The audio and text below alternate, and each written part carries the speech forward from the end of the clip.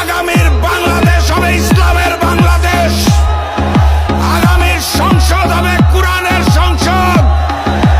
ওখানে আল্লাহ ব্যতীত আমরা আর কোনো প্রভু মেনে নেব না। ওখানে হিন্দুস্তানের হিন্দুত্ববাদকে মেনে নেব না। ওখানে কসাই নরেন্দ্র মোদীর পরিকল্পনা মেনে নেব না। বিএনপি নতুন করে স্বৈরাচার হতে চায়, তারা সংস্কার মানে না।